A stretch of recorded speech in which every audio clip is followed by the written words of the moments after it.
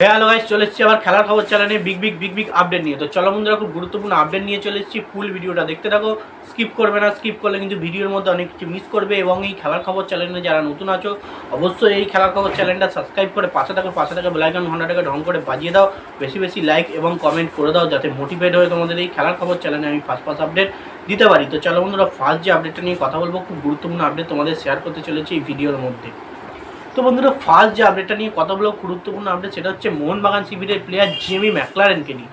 তো এমবিএসজি শিবিরের player Jamie ম্যাকলারেনকে নিয়ে যে আপডেটটা দেবো, জেমি ম্যাকলারেন কিন্তু এমবিএসজি শিবির থেকে সবথেকে সেরা পুরস্কারটা পেয়ে গেল। মানে এর আগে আমরা দেখেছি আপুইয়া কিন্তু বর্ষ সেরা পুরস্কার কিন্তু পেয়েছে এমবিএসজি শিবির থেকে।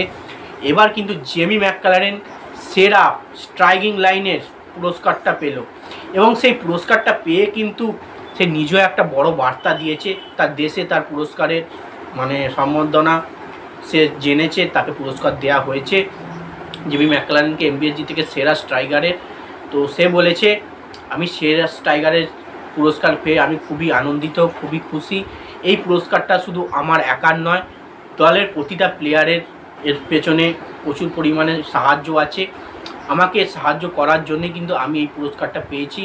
অবশ্যই প্রতিটা প্লেয়ার আমাকে ঠিকঠাক বল পাসিং করেছে, সেই কারণেই গোল করতে পেরেছি, এবং আমি খুব আনন্দিত এই দল আমাকে সেরা স্ট্রাইকিং লাইনের প্লেয়ার বেছে নিয়েছি।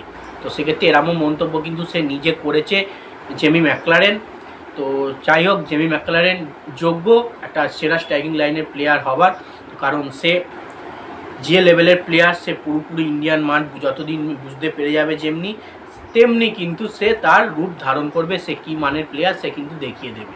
তো যাই হোক, একটা যোগ্য প্লেয়ারকে যোগ্য পুরস্কার দিয়েছে এমবিএসজি শিবির জেমি ম্যাকলারেনকে। তো যাই হোক, এবার নেক্সট যে আপডেটটা নিয়ে কথা বলবো, সেটা হচ্ছে চেন্নাইন এফসি প্লেয়ার ওয়েন কোয়েলকে নিয়ে। তো চেন্নাইন এফসি প্লেয়ার ওয়েন কোয়েলকে নিয়ে যে খবরটা দেবো, ওয়েন কোয়েল কিন্তু লেভ হয়ে গেল চেন্নাইন এফসি থেকে।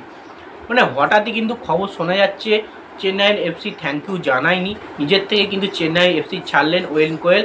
চেন্নাই এফসির কোচের জায়গা থেকে কিন্তু ওয়েন কোয়েল নিজেকে সরিয়ে নিল, এবং চেন্নাইন এফসি কিন্তু এবার তারা নতুন কোচ মানে খোঁজার জন্য রেডি হচ্ছে। কারণ যেহেতু পুরো দলটা কোচহীন হয়ে গেল, মানে হেড কোচ তাদের ছেড়ে চলে গেল, তো সেক্ষেত্রে তারা কিন্তু নতুন কোচ খোঁজে রয়েছে, এবং কোন কোচ ওদের চোখে সেরা হতে চলেছে সেটাই হচ্ছে সবথেকে বড় ব্যাপার। এখনও তোরা মানে চেন্নাইন এফসি টিম, দল, ম্যানেজমেন্ট এখনও কনফার্ম করতে পারেনি কাকে কোচ করবে। কাকে কোচ করছে কনফার্ম হয়ে গেলে কিন্তু আমরা আপডেট এসে গেলে তোমরা ফার্স্ট এই খেলার খবর চ্যানেলে আপডেট পেয়ে যাবে। কিন্তু এটা তোমরা কনফার্ম জেনে রাখো, ওয়েন কোয়েল কিন্তু চেন্নাইন এফসি ছাড়লো, চেন্নাইন এফসি থেকে লেভ হয়ে গেল, মানে ছেড়ে চলে গেল।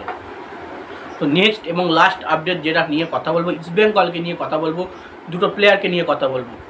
অবশেষে সব কিছু কল্পনা সারিয়ে মোহাম্মদ রাশিদ, মানে ইস্টবেঙ্গলের নতুন সাইনিং মোহাম্মদ রাশিদ এবং ডিমিত্রিয়াস ডিয়ামান্টাকস, ইস্টবেঙ্গলের এই প্লেয়ারটা, এরা দুজন কিন্তু গতকাল রাত্রে পা রেখে দিলেন কলকাতায়। তো মোহাম্মদ রাশিদ সামোস 12:30-1টার মধ্যে এসছে, এবং ভোরের দিকে কিন্তু পা রেখেছেন ডিমিত্রিয়াস ডিয়ামান্টাকস, এবং 9:30টার দিকে সামোস ফ্লাইটটা হওয়ার কথা ছিল মোহাম্মদ রাশিদের।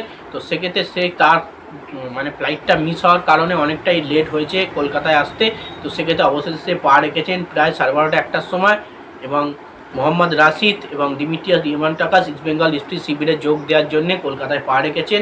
এবং মোহাম্মদ রাশিদ যে ডুরান্ড কাপ ফার্স্ট থেকে খেলবে তা কিন্তু নয়, কিছু ম্যাচ হয়তো দেখে নেবে, তারপরে কিন্তু মোহাম্মদ রাশিদকে ইস্টবেঙ্গল এফসি শিবির নামাবে দলেতে খেলানোর জন্য। তো যাই হোক, দেখা যাক মোহাম্মদ রাশিদ এবং ডিমিত্রিয়াস ডিয়ামান্টাকসের আগের বছরের ফর্ম কিন্তু খুব একটা ভালো ছিল না। এরা দুটো প্লেয়ার কতটা ভালো পারফরমেন্স করে এমবিএসজি শিবিরে, সেটাই হচ্ছে সবথেকে বড় দেখার বিষয়। তো যাই হোক, এরা দুজনেই কিন্তু কলকাতায় পা রেখে দিয়েছে। গুড নিউজ, সুখবর ইস্টবেঙ্গল এফসি শিবিরের জন্য। তো যাই হোক বন্ধুরা, ভিডিওটা যেইটুকুই রাখছি, ভালো লাগলে লাইক, কমেন্ট, শেয়ার, সাবস্ক্রাইব করে পাশে দেখো। চলো বন্ধুরা, বাই, নেক্সট ভিডিও আবার দেখা হচ্ছে।